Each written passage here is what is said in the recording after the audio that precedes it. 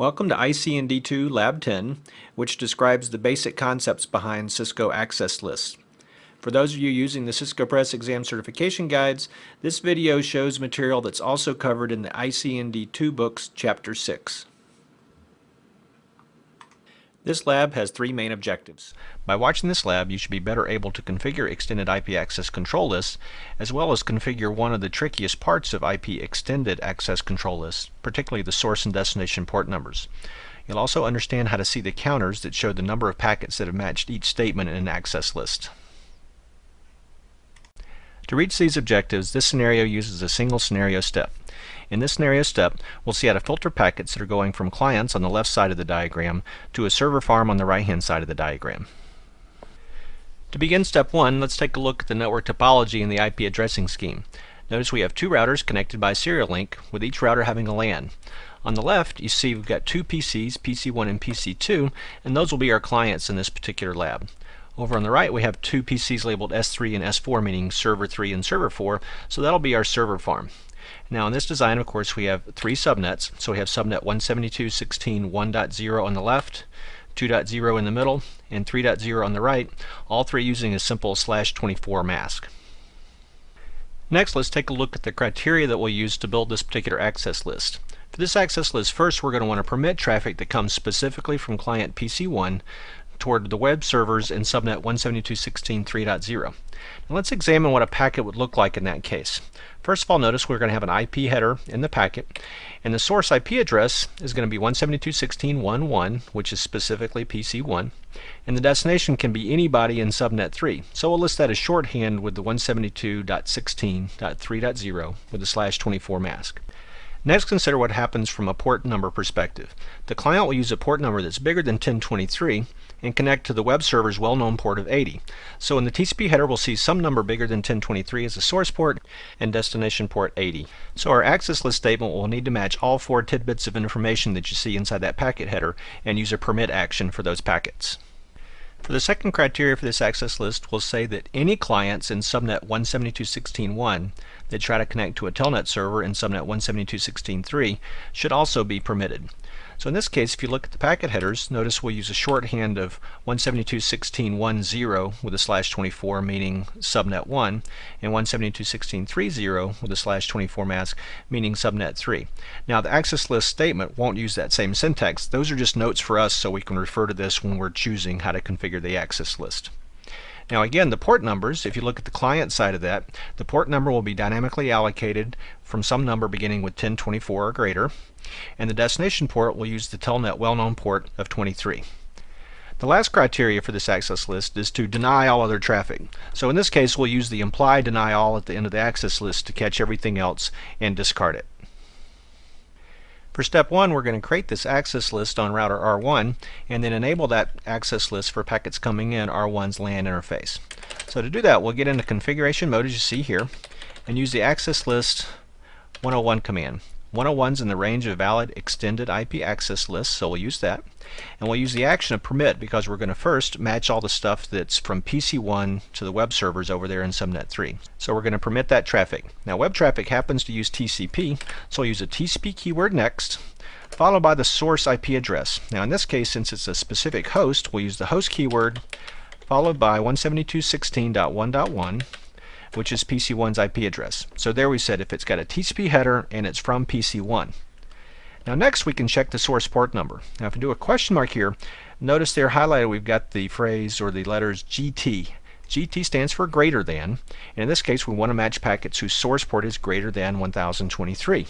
The dynamically allocated port numbers start at 1024 and go up from there, but because the access list command can only use the greater than operator and not the greater than and equal to operator, the examples in this video always show greater than 1023 in the actual access list commands. So we type GT for greater than, and then 1023, so we said anything that's a source port greater than 1023. Next we check the destination address. Now in this case, the destination address will be 172.16.3.0 with a wildcard mask of 0.0.0.255. Now this wildcard mask means match the first three octets of this number. So any IP address that begins 172.16.3 as the destination address will match this part of the access list statement. In effect, that's subnet 3. Now at the very end, we can check the destination port number. Note the port number fields are positional. The GT1023 came after the source IP address. Now we'll plug in a check for the destination port after the destination address field. Notice here with the question mark we get tons of options here, but if we want to do something that's equal to, as you see highlighted on the screen here, equal to the port number, we type the letters EQ. So in the command we'll type EQ followed by 80, meaning equals to HTTP well-known port of 80. The second access list statement is very much like the first, with only a few variations. Now first of all, we'll use the access list 101 command again. By using the same number, we're placing this access list statement in that same access list. We'll use a permit keyword because we now want to permit all telnet traffic from the left-hand subnet to the right-hand subnet. To match these packets, we'll first plug in the TCP keyword, which means there's a TCP header, and then the source IP address. In this case, because the source IP address can be any IP address in subnet 1, we'll use an IP address of 172.16.1.0 and a wildcard mask of 000255. Again saying match the first 3 octets of this number, which of course are all IP addresses in subnet 1.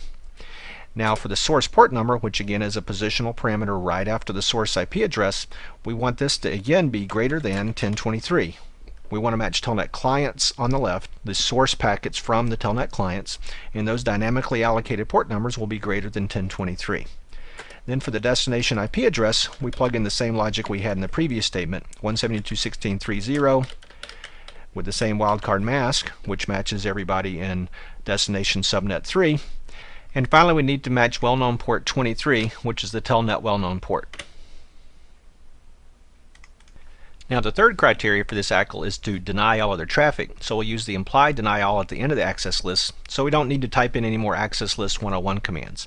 However, we do need to enable that access list on an interface. So we're going to first use the interface fa0/0 command to move over interface fa00, and then use the IP access group 101n command. This command enables this access list for packets coming in R1's FA0/0 interface. At this point, the ACL is enabled and filtering packets. Now that we've enabled the ACL, let's take a look and see what we've done for ourselves. First of all, not shown in the video, I've gone over to PC1 and issued a telnet over to server 3. I've also opened up a web browser over to server 3, and I've tried to ping server 3 from PC1. The ping should not work because the ping was not specifically permitted. So if we go do a show access list command and we look at the output, notice it just lists extended access list 101 because that happens to be the only one we've configured here. If you look at the detail in each line, you see all the matching parameters as well as the permit action for the first access list statement. And on the second line, you see all the matching parameters and the permit action for the second access list statement. So that's just a confirmation of what we just configured. Now if you look out toward the right end of the output, you see a set of parentheses with some numbers in it. This shows the number of matches on each access list statement. So in this case, we see the number of matches on the first ACL statement and the number of matches on the second ACL statement. They give you some idea of how much this particular access list is being used. Also, notice that the command output does not list the number of packets that have matched the implied deny all statement at the end of the access list. To see such counters, you need to explicitly configure a statement at the end of the access list that matched all packets and denied those. Then the output of the command would list a counter for that additional statement. Finally, just to review the configuration, if you take a look at the output of the show running config command here for a moment, first of all, there's not very much interesting until you hit the space bar 2 or 3 times. But as you get toward the end of the configuration, notice here near the bottom we see the 2 access list 101 commands, which essentially look exactly like they did when we typed them in from the command line just a few moments ago.